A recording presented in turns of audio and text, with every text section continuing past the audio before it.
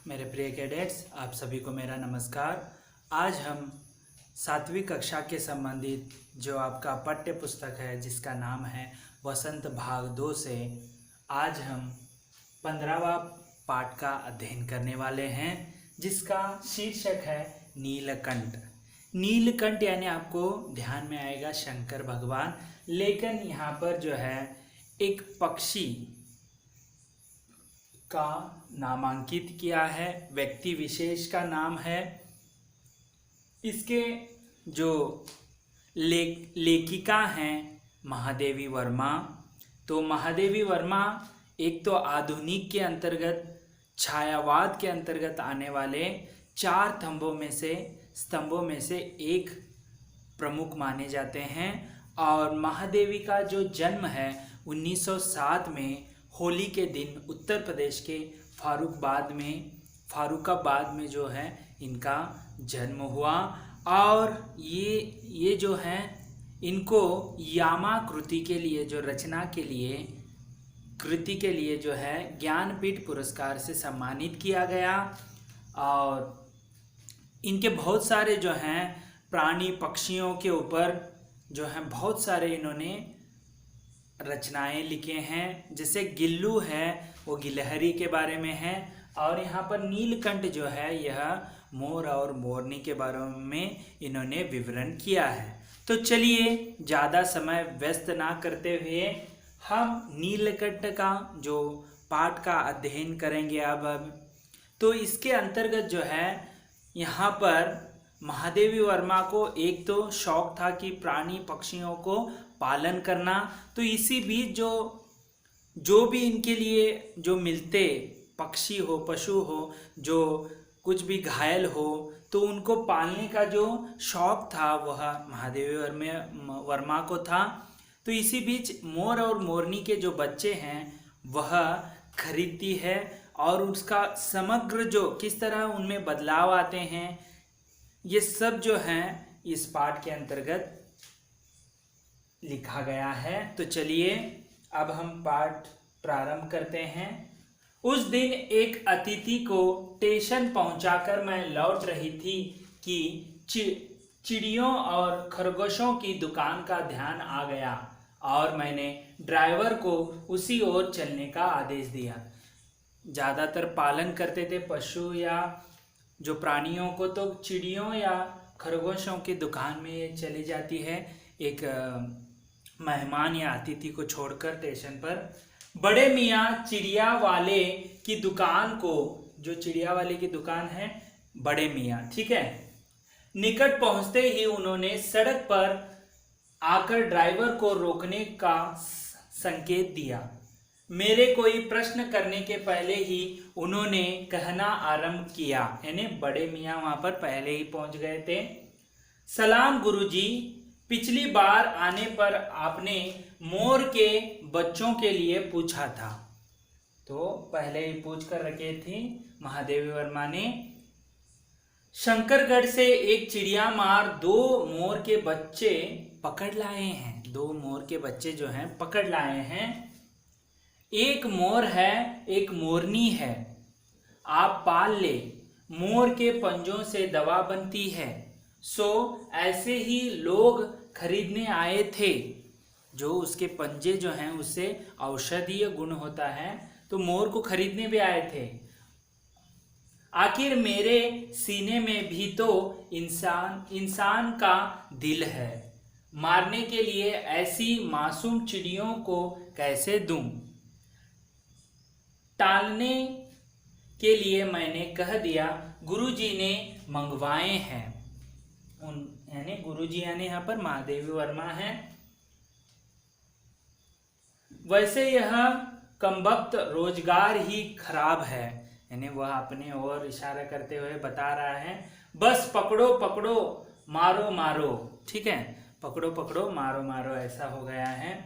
तो देखिए, बड़े मियाँ के भाषण की तूफान मेल के लिए कोई निश्चित स्टेशन नहीं है। वो हमेशा बोलता ही जा रहा है, उसका स्टेशन कोई जो है स्थान कोई नहीं है। सुनने वाला थक कर जहां रोक दे वही स्टेशन मान लिया जाता है, यानी उसका लगातार जो है बोलता जाता है, इसीलिए। ठीक है, इस तथ्य से परिचित होने के कारण ही मैंने बीच में उन्हें रोक कर पूछा, मोर के बच्चे हैं कहाँ?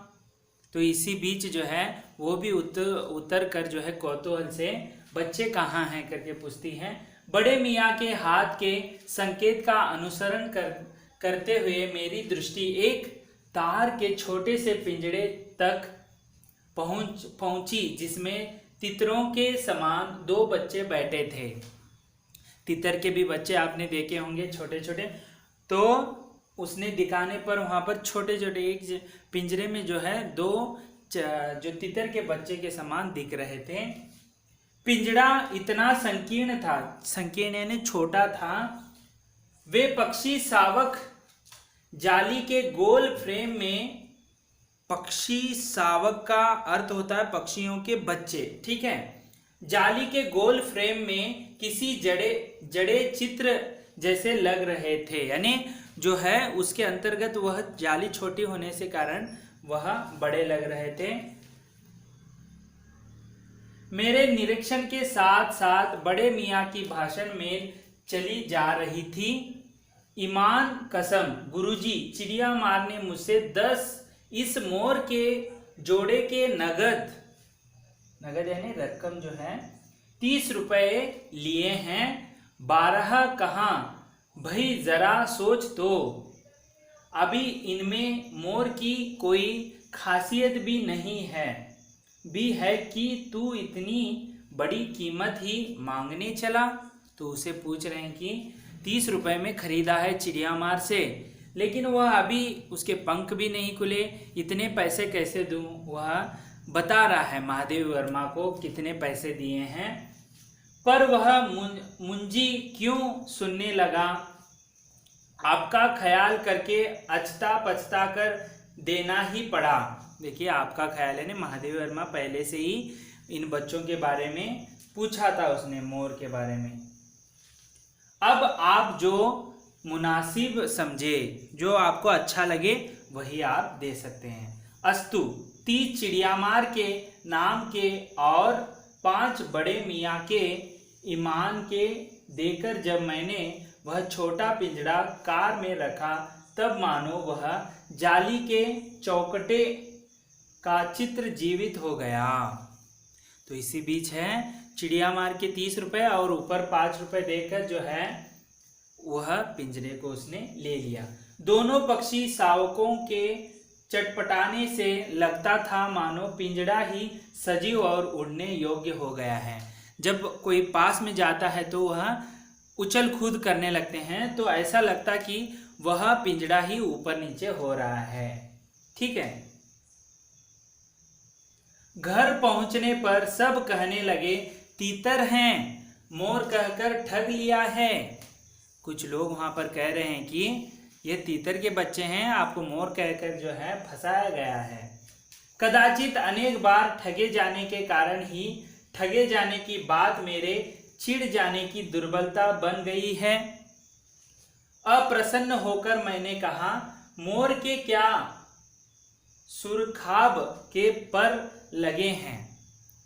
ठीक है, सुरखाब यानी एक प्रकार का सुंदर पक्षी। ठीक है तो पक्षी ही, भले ही वो तितर के हो या मोर के हो, लेकिन पक्षी हैं, उसे पालना था बस। चिड़ा दिया जाने के कारण ही संभवतः उन दोनों पक्षियों के प्रति मेरे व्यवहार और यत्न में कुछ विशेषता आ गई, जो है अभी विशेष प्रकार से उसे ध्यान देने लगी। कौन? महादेवी वर्मा। एक तो चिड़ियामार उसे बीच में रोककर इन दोनों जो है मोर और मोरनी के बच्चों को दे देता है, तो लोग वहाँ पर कह रहे हैं कि आपको ठग लिया गया है।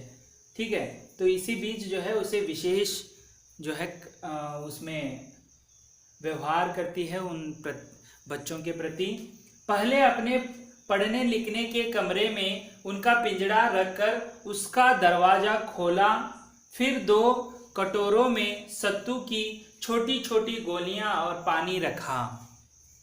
तो उनके लिए जो है जो अच्छा लगा वहाँ पर उन्होंने रख दिया। एक कटोरा के साथ दरवाजा खुला, क्योंकि पहली बार था इसीलिए।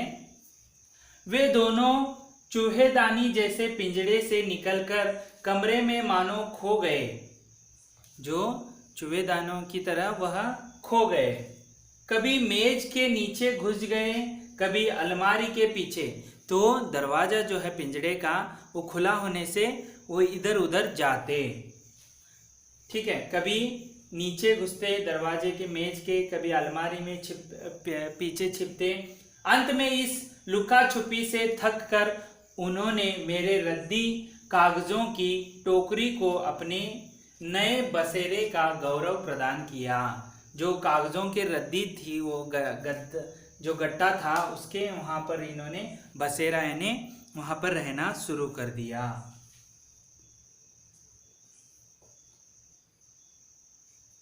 दो चार दिन वे इसी प्रकार दिन में इधर उधर गुप्तवास करते, यानी गुप्तवास यानी किसी को दिखाई नहीं देते, और रात में रद्दी की टोकरी में प्रकट होते रहे।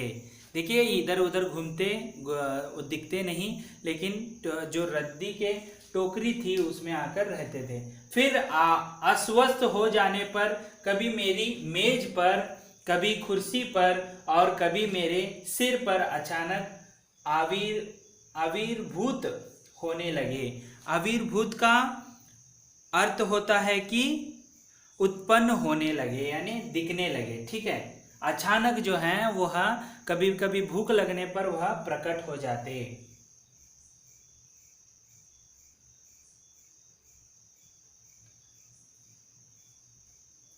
चिड़ियों में तो जाली लगी थी, पर दरवाजा मुझे निरंतर बंद रखना पड़ता था।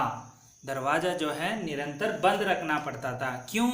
देखिए चिड़िया का जो दरवाजा है खुला रहते थे, लेकिन मेन जो डोर होता है वो बंद करना पड़ता है। किस लिए बताते हैं, देखिए खुला रहने पर चित्रा एक बिल्ली का नाम है, मेरी बिल्ली, ठीक है। इन नवागुंतक यानी नए मेहमानों का पता लगा सकती थी, और तब उसके शोध का क्या परिणाम होता यह अनुमान करना कठिन नहीं है। देखिए यदि इन नव आगुंतकों का वह पहचान कर लेती तो उसे खा जाती, लेकिन वैसे नहीं हुआ। वैसे वह चूहों पर भी आक्रमण नहीं करती। देखिए यहाँ पर महादेव वर्मा का कहना है कि वो चूहों पर भी आक्रमण नहीं करती, परंतु यहाँ तो दो सर्वथा अपरिचित पक्षियों की अनधिकार चेष्टा का प्रश्न था। अनधिकार का अर्थ होता है यानी गैर सरकारी, ठीक है। यानी उनके जो परिचित से अपरिचित यह दो जो पक्षियां थे, इसीलिए कुछ भी हो सकता था, ठीक है। उसके लिए दरवाजा बंद रहे और ये दोनों उसकी दृष्टि में ऐरे गहरे मेरे मेज को अपना सिंहासन बना ले। यह स्थिति चित्रा जैसी अभिमानिनी का अर्थ होता है घमंडी। मर्जारी का अर्थ होता है बिल्ली, के लिए असह्य ही कही जाएगी। देखिए एक तो बिल्ली के लिए जो है उनको कितने मेहमान हैं उतना ही परिचय, लेकिन ये जो हैं सिंहासन पर बैठ गए, यानी दोनों जो मोर और मोरनी, तो उसे सहन करना भी जो है घमंडी बिल्ली को यह बर्दाश्त भी नहीं हो सकता था, क्योंकि उनके जगह दूसरे कोई आकर खेले तो वह बिल्ली को जो है सच में घृणा पैदा करेगा, इसीलिए दरवाजा वह हमेशा बंद रखती थी। तो पता चला मोर और मोरनी कभी कभी छिप जाते, जो बच्चे थे, और बाद में जो रद्दी थी उसके जो कोठरी में वह रहते थे, और कभी कभी महादेवी वर्मा के पास प्रकट हो जाते। यह हमेशा दरवाजा बंद रखती क्योंकि वहाँ पर बिल्ली ना आ जाए, चित्रा नामक। अब मेरे कमरे का कायाकल्प चिड़िया खाने के रूप में होने लगा। देखिए जब वह कायाकल्प यानी जो शरीर का बनावट यानी जो कमरे का बनावट जो है चिड़िया खाने जैसे लगने लगा, तब मैंने बड़ी कठिनाई से दोनों चिड़ियों को पकड़कर जाली के बड़े घर में पहुंचाया, जो मेरे जीव जंतुओं का सामान्य निवास है। तो जैसे ही ये बड़े हो गए तो इन्हें जो बाकी जो पक्षी पशु जो रखे गए हैं वहां पर जो पिंजरे घर में वह पहुंचा दिया। देखिए अभी वह पिंजरे में शिफ्ट हो गए हैं। जो पहले थे घर में, अभी वो बड़े होने के कारण जो अन्य वहां पर पशु पक्षी थी वहां पर उसने छोड़ दिया। दोनों नवागुंतकों के यानी नवे जो हैं नवीन हैं ने पहले से रहने वालों में वैसा ही कुतूहल जगाया जैसे नववधु के आगमन पर परिवार में स्वाभाविक है। देखिए वहां के सारे जो पशु पक्षियां थे उन्हें नववधुओं के समान जो है उनका स्वागत करते हैं। ठीक है, ऐसे लगा वहां पर। लक्का कबूतर नाचना छोड़कर दौड़ पड़े और उनके चारों ओर घूम घूम कर गुटरगू गुटरगू की रागिनी आलापने लगे। एक तो ये दोनों आने पर जो है लक्का कबूतर जो वहां पर जो उनके पिंजरे में थे तो वहां पर वह जो है उनके आसपास आकर गुटरगू गुटरगू करने लगे। बड़े खरगोश सभ्य सभासदों के समान क्रम से बैठकर गंभीर भाव से उनका निरीक्षण करने लगे। जो खरगोश था वहां पर भी उनकी गेंद जैसे छोटे खरगोश उनके चारों ओर उछल कूद मचाने लगे। देखिए वो नवीन दो मोर और मोरनी आए तो वहां पर जो खरगोश है छोटा खरगोश वह इधर उधर उछल कूद करने लगा। तोते मानो भली भांति देखने के लिए एक आंख बंद करके उनका परीक्षण करने लगे। तो देखिए यहाँ पर महादेव वर्मा जब वह बड़े हो गए तो उनके जो अन्य साथी यानी प्राणी पशुओं के साथ वहां पर बड़े पिंजरे में रख दिया। वहां पर सभी किस तरह उसे स्वागत कर रहे हैं नववधु की तरह। उस दिन मेरे चिड़ियाघर में मानो भूचाल आ गया। ठीक है, उसी समय जो है भूचाल आ गया, ऐसे हो गया वहां पर। ठीक है,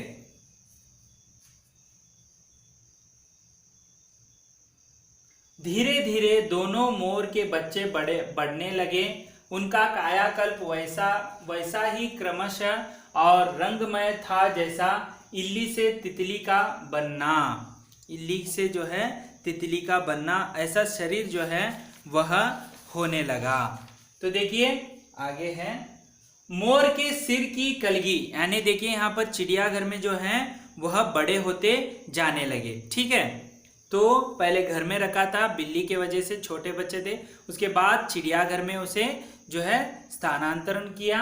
वहां पर उनका जो है बदलाव होने लगा। किस प्रकार देखिए, मोर के सिर की कलगी और सघन। कलगी का अर्थ होता है जो ऊपर जो आता है। ठीक है, मोर के ऊंची। सघन का अर्थ होता है जो ऊपर आता है। ठीक है, ऊंची तथा चमकीली हो गई। उन दोनों का जो है गर्दन कह लीजिए और कलगी जो ऊपर मोर के ऊपर होते हैं वह। चोंच अधिक बंकिम। बंकिम का अर्थ होता है टेढ़ी, जो उसकी चोंच है वो टेढ़ी हो गई। पैनी हो गई। पैनी का अर्थ है तेज हो गई। ठीक है, बंकिम और पैनी यानी तेज हो गई उसका चोंच जो है। गोल आंखों में इंद्रनी की नीलाभ यानी नीला द्युति झलकने लगी। द्युति का अर्थ होता है चमक। द्युति झलकने लगी। लंबी नील हरित ग्रीवा की, नील हरित यानी हरा रंग का और नीला रंग का जो ग्रीवा यानी गर्दन की हर भंगिमा में धूप छाई यानी धूप छाव में किस तरह चमकता है, तरंगे उठने गिरने लगी। तो देखिए दक्षिण वाम दोनों पंखों में सलेटी और सफेद आलेखन स्पष्ट होने लगे, यानी जो बड़े होते समय जो उसके जो रंग जो बदलते हैं वह स्पष्ट दिखने लगे। पूंछ लंबी हुई और उसके पंखों पर चंद्रिकाओं के इंद्रधनुष रंग उद्दीप्त हो उठे। उद्दीप्त का अर्थ होता है वहां पर जो है प्रकट होने लगे। ठीक है, उद्दीप्त यानी प्रकाशमान होना। तो देखिए इंद्रधनुष के जैसे 7 कलर हैं, उसके शरीर पर भी वह रंग दिखने लगे धूप छांव जैसे। रंग रहित पैरों को गर्वीली गति ने एक नई गरिमा से रंजित कर दिया। ठीक है, तो रंग रहित सब कुछ रंग दिया है, लेकिन पैरों में जो है उसके पंजे जो हैं वह रंगहीन है। उसका गर्दन ऊंची कर देखना, विशेष भंगिमा के साथ उसे नीची कर दाना चुगना, पानी पीना, टेढ़ी कर शब्द सुनना आदि क्रियाओं में जो सुकुमारता और सौंदर्य था उसका अनुभव देखकर ही किया जा सकता है। गति का चित्र नहीं आंका जा सकता। तो देखिए, एक तो महादेव वर्मा उसे चिड़िया मार के जो है वहाँ पर से जो उनसे जो मोर और मोरनी को खरीदा है, छोटे बच्चे थे, बाद में उसे पाल कर जो है बड़े हो जाने पर, थोड़े बड़े हो जाने पर चिड़ियाघर में जो है, बहुत बड़ा चिड़ियाघर में इसे वहाँ पर भव्य वधुओं की तरह, जैसे नववधुओं की तरह इनको स्वागत किया गया। और बाद में जो है बड़े होते गए तो मोर का जो वर्णन है, शारीरिक वर्णन यहाँ पर किया गया है, जैसे कलगी आना और उसके जैसे 7 रंगों जैसे इंद्रधनुष जैसे उसके शरीर में रंग आना, ये सभी जो है वहाँ पर दिखने लगा। देखेंगे अभी आगे वो उनके किस तरह शरारत करते हैं और किस तरह वह महादेव वर्मा को लुभावते हैं। इन सब का हम अगले वीडियो में विवरण देखेंगे। तब तक के लिए धन्यवाद।